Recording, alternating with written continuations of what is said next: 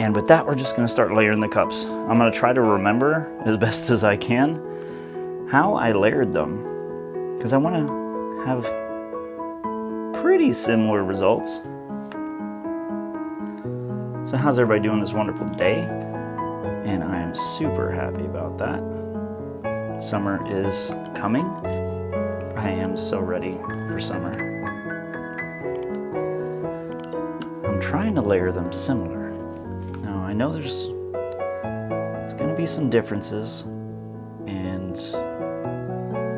the majority of the Pyro Orange was in the middle. I do want to continue that. Maybe we won't get the exact same results, but like I was saying in the previous, I really love what white does next to the turquoise.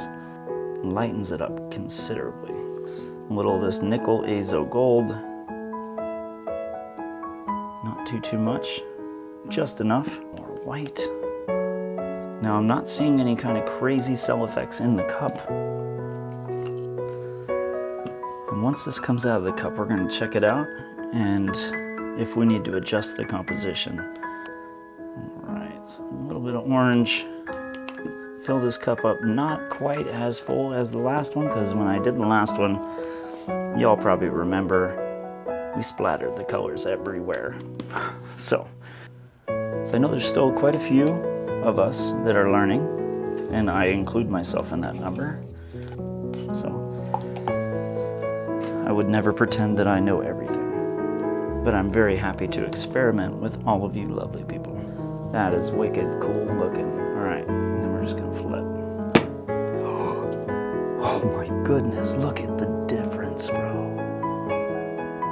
It's got some insane lacing going around with that gold and the orange. All right, I wanna flip this because I just don't even wanna wait. All right, we're gonna flip it and pull to the side.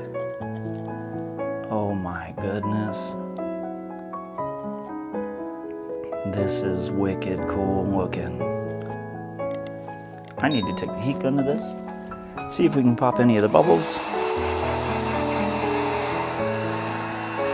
And now that there's silicone in there, we might actually coax some other reaction. So as you watch the paint shift, it will get all the way to the corner without really losing any of those cells.